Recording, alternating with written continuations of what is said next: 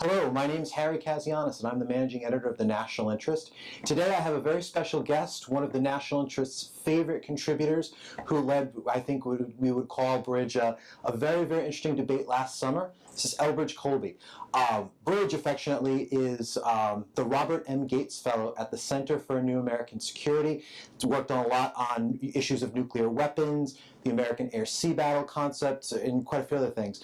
So, Bridge, maybe to start out a little bit our conversation here, take us through sort of where you are today with the AirSea Battle concept. There's a lot of talk of it costing, I think there's one report a couple months back, something like $520 billion. In an era of, sequestration still possibly, out there in the next couple of years, where do you see the concept going? What do you see as its future? Sure. Well, thanks first for having me, Harry, and for your kind words. They're far too generous. But where is AirSea Battle now? I mean, AirSea Battle, I think, fundamentally is in the same place, which is that China's rise and growth is the most fundamental strategic development, strategic fact of the coming generation, and really, for as far as the eye can see, for the first time in our history, we are going to face a power that is, in some respects, stronger than we are. And a power that we can't be sure will have aligned interests, and certainly at this stage doesn't seem to have very aligned interests. So we have to factor in the possibility of competition and worse. And I think for the United States, it makes sense to try to maintain the strength of its legacy strategic architecture in key regions of the world, including in East Asia, which will be the focus of global economic dynamism and potency. In the sort of the logic of good fences make good neighbors, right? I mean, if the United States can lead other like-minded countries in basically saying to China, if you resort to military force or the threat of military force for coercive purposes, it's not going to work out for you. It's going to be too risky, it's going to be too costly, etc. And that, I think, will add to China's existing incentives to behave constructively by making it clear that behaving destructively will be counterproductive for them. Well, what does that mean? That means that the United States basically has to have the ability, as it has for some time, to decide, to really prevail over a Chinese attempt to use military power in the Western Pacific. You can't really cut a reliable deal between the two that's lasting and sustainable. And so that basically means something like AirSea Battle. I mean, the way that we talk about AirSea Battle, as you know, you're a real expert on AirSea Battle. The way we talk about AirSea Battle is a little bit of a code. I mean, the Pentagon is speaking of a particular kind of doctrine or concept or whatever set of programs. But when we talk about, we're basically talking about a more robust and more formidable military posture that includes the willingness to strike against Chinese assets, including potentially on the mainland. And I think that's very important because if you don't have that, China will basically be able to use military force essentially with impunity in the Western Pacific, which will make sort of end the game. Now, where are we now? This is competing with China in a constructive way and hopefully as stable a way as possible is going to be an expensive proposition. But to my mind, it's going to require a shift in our mindset. And in some sense, everybody is coming to the realization that we can't keep doing things the way that we've done. That basically we'll do a little here, we'll do a little there, we'll do a little here, and we'll basically still be able to be the top dog. We need to focus more, and I think Deputy Secretary of Defense Bob Work's speech to the Council on Foreign Relations recently really testified to that fact, that we need to basically make the investments to stay the military top dog. Now, I think that some of the things that are going on in the Pentagon are encouraging in this respect, and I think the Pentagon is committed to AirSea Battle and maintaining a military superiority in the Pacific and elsewhere. I'm not sure that the Congress and the sort of policy discussion is there yet, and that's what's worrying. Part of that is sequestration and the restrictions on defense management, which people have been rightly decrying. Even the president recently has finally gotten around to sort of saying, "Hey, we need to lift sequestration." But to me, what really needs to happen over time is the U.S. needs to make strategic decisions within the defense budget. Mm-hmm. We need a higher top line, yes, but we also need to say, here are the investments that are really going to pay off in the strategic competition with the countries that can really challenge American geopolitical ascendancy and, above all, China. So, in a sense, I think where we are is we're still in the early stages of a long discussion, a long debate in the United States and among our allies about how resolute we are doing this. But at this stage, I am hopeful. Okay, fair enough. So turning to some more topical issues that are coming, especially early next month, President Obama, as you know, is going to the APEC summit in Beijing. If you were working with the administration, working with the president, what talking points would you suggest? Is there any specific issues that maybe in private you would suggest to bring up to Xi Jinping? And what things would you maybe have him say more publicly? Well, look, I think the message that needs to be private and public, but maybe particularly in private, is a tough one to the Chinese. I mean, my impression, and I'm not one to reach quickly for sort of, criticisms and so forth, but I think that the president is vulnerable to the charge that he has allowed a perception of irresolve, of an unwillingness and a hesitancy to use American power and force to build up in places like China. And so I think you see some indications of, obviously it's a product of a broader, growth in Chinese power and what's going on internally in China. But to get to the point, I think the president needs to give Xi Jinping a much clearer sense that continued Chinese pushing is very dangerous. And unlike what Secretary Kerry said when he was in Beijing, I think earlier this year, the United States does have a strategy for pushing back on Chinese assertiveness in the Pacific. And this is not because we, dislike China. In fact, many of us, like you and I, really like China. It's not personal, but it says, hey, you clearly have the impression, Xi Jinping, that you can do these kinds of things in the South China Sea, that you can pick us apart from our allies, that you can demonstrate to the Philippines, to Indonesia, to Vietnam, that working with the Americans doesn't pay off long term. I think the president needs to come in and say, don't get that impression. We are committed to a stable relationship if we can have it, but if you're going to keep pushing, we're going to push back, and that's not going to pay off well. And so I think a lot of that is actually, it is the talking points, but in some sense, and this is I think a big problem with President Obama, it's actually sort of in the body language too, which it sounds like a little bit of a cheap shot, but I think there's actually a lot of truth to it, which is he doesn't give the impression of a guy, and I think also to Vladimir Putin, who's risky to toy with. And I think that's what China needs to have. It needs to feel quite a bit more concerned about pushing in the Western Pacific. Fair enough. No, I think that's a good point. So let's move from Asia now to the Middle East. Talk a little bit about ISIS. So obviously there's a tremendous amount going on in Iraq and Syria. The United States has begun a bombing campaign in both those countries. How do you see it playing out, Bridge? Do you think the United States has the right strategy to combat ISIS? And sort of maybe a second question, how does that either interfere, help, or enhance our position in the Pacific? Sure. No, excellent question. The latter part in particular. I mean, I agree with Secretary Gates, who said I think a number of times that the president probably overshot the mark in saying that we should seek to destroy ISIS, and also in taking off some kind of ground troops off the table as an option. Look, the president is right to be very reluctant to risk embroiling us in another ground war that's immensely costly and so forth. He's absolutely right about that. But the way I see this kind of phenomenon is, look, Islamic radicalism and chaos in the Middle East are going to be a feature of the international environment, certainly for as far as the eye can see. I mean, I think we're looking at least in the medium term, probably in the long term. And it's going to be a core national interest of the United States to make sure that terrorist groups don't develop to the point where they can launch transnational attacks, obviously against us, also against our allies and partners, or upend or really disrupt the international system. We don't want to let a repeat of Al-Qaeda in Afghanistan happen. So this means we have to be willing to use force in a pointed and sometimes quite thorough and vigorous fashion. But it also means I think we're going to have to be prepared to modulate the use of force. I think there are going to be punctuated sort of equilibrium. There's going to be not equilibrium, but punctuated periods of time where we're going to be using force more intensively. And then we have to say, look, we're not going to solve this problem. We need regional partners, right? Which is, the administration is trying.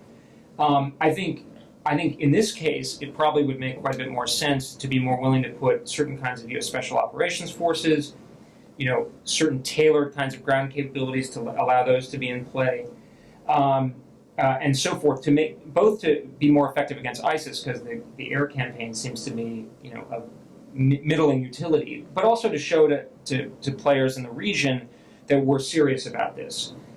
In terms of the political strategy, I mean, I don't envy the White House or anybody the political situation in the Middle East, but we're kind of in a situation where we're saying, here's what we would like: a moderate Syrian opposition that will take over the country and pacify the country, and an Iraqi government that will do the job in Iraq as well.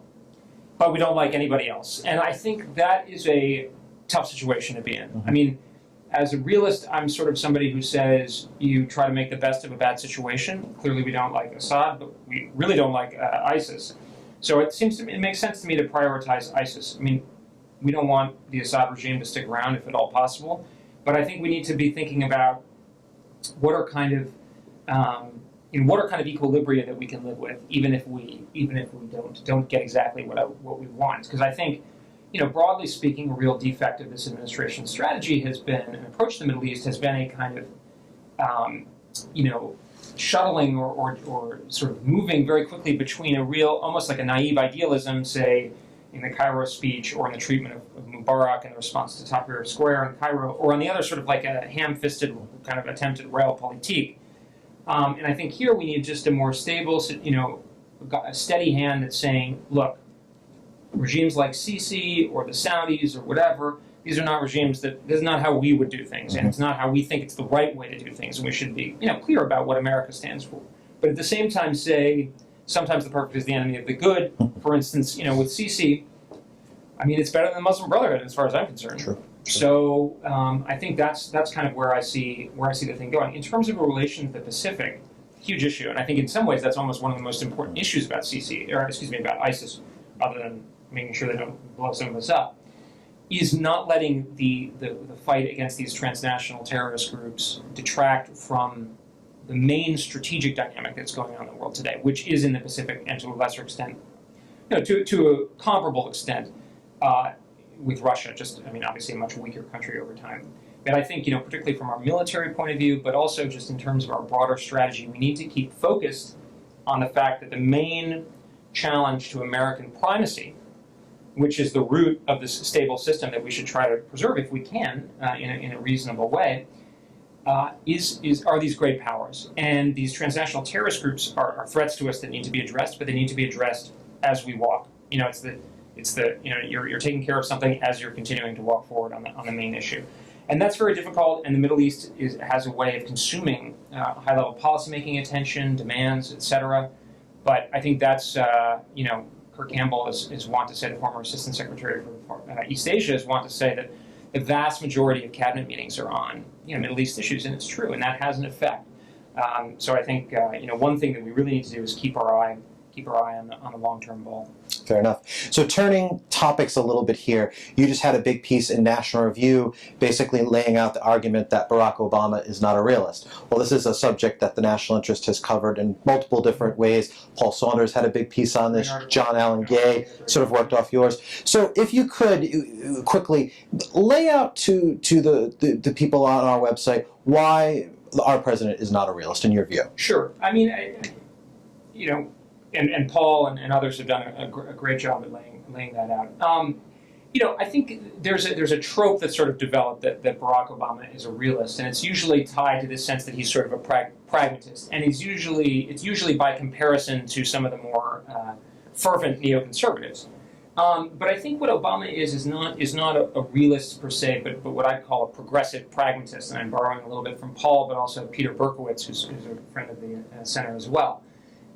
Which is to say that a realist is somebody who understands that power is an endemic part of international relationships, that competition and conflict are endemic to the international arena, that good fences make good neighbors, that it's better to be sort of safe than sorry, it's better to have a strategy of strength and caution rather than one that trusts in the best intentions of others. And in some respects, that Obama maps onto that. In particular, his sensitivity to the unpredictable nature of the military instrument and the difficulty of transforming sort of recalcitrant societies, and I think he's right about that.